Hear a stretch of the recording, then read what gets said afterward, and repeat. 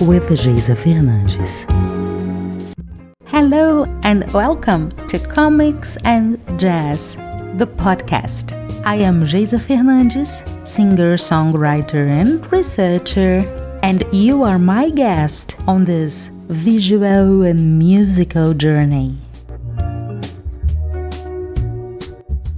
Quick recap. In the first episode, I gave you some context about my research and some examples on how the universes of comics and jazz interacting. Today, we start by quoting multimedia artist Gilmeyer on his series of paintings called Jazz. I am trying to make it visually stimulating and orally interesting. I like people to see my work and hear music. It is a testament to my creativity and my interest in this medium.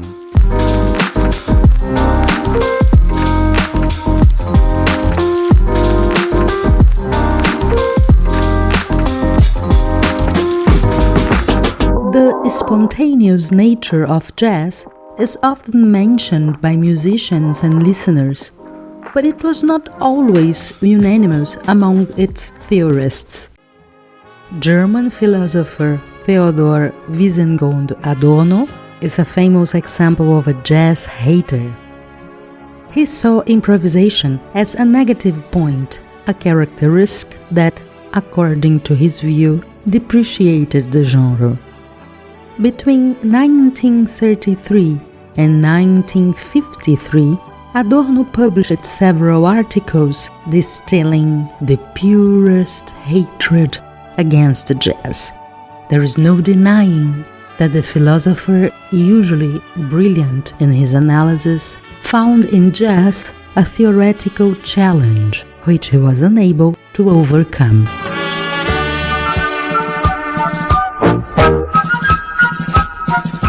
When talking about jazz, Adorno sounds like an excellent pianist playing with boxing gloves. Eventually, he'll reach one or two right notes, accidentally, but overall, the action produces a rather unpleasant result.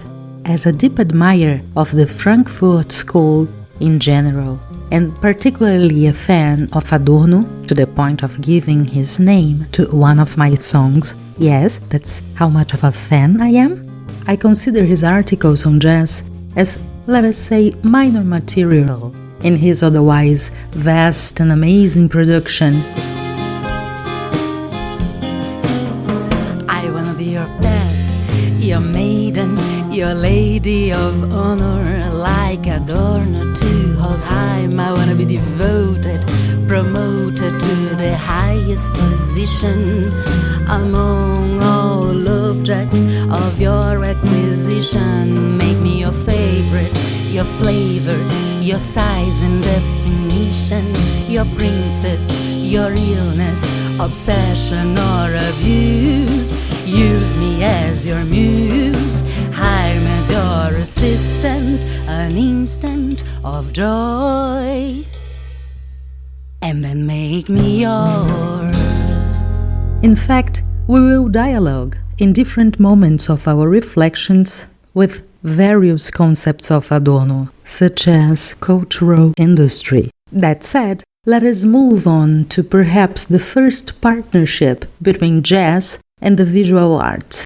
I'm talking about Stravinsky and Picasso. First of all, a few words on Ragtime.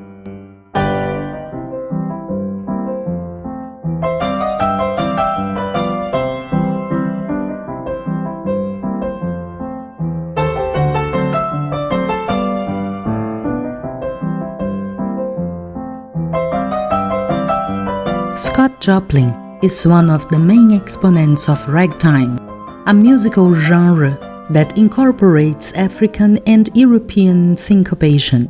It should be noted that, as it happens with classical music, ragtime was distributed written in sheet music.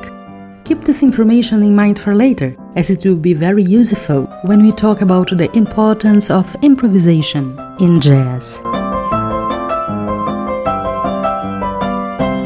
So let's get back to Stravinsky. The Russian artist knew ragtime written but not played. Stravinsky came in contact with some of these written transcriptions of ragtime music.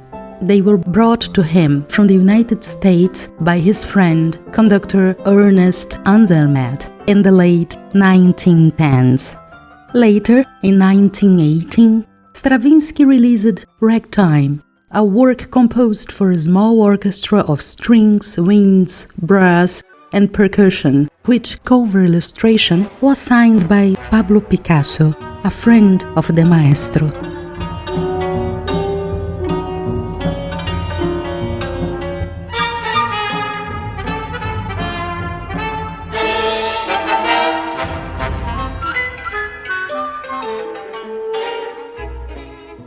The version of Stravinsky for ragtime incorporates elements of the Russian modernity.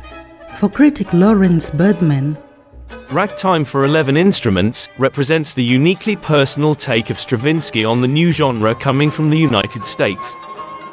At once witty, dissonant and hard-driving, the work might be considered ragtime with a modern Russian accent.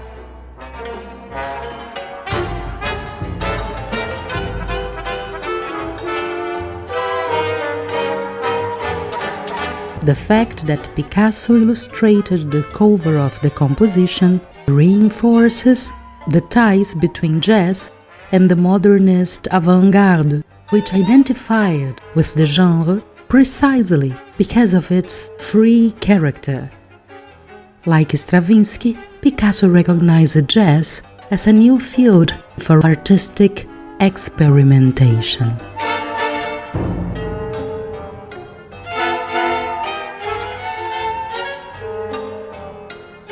If you listened to the first episode of Comics and Jazz, you may remember that we mentioned Dutch painter Piet Mondrian. In 1927, Mondrian established a relationship between the visual arts and jazz in an even more explicit way. In his article, Jazz and New Plasticism, he argued that jazz is, along with the new arts movement, a new revolutionary way of dealing with the impositions of the new use of time and space brought by metropolises.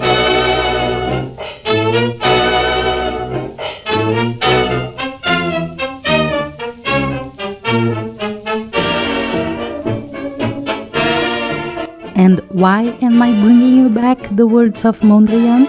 Because he will be very important for us to understand the basis in which the jazz aesthetics was founded.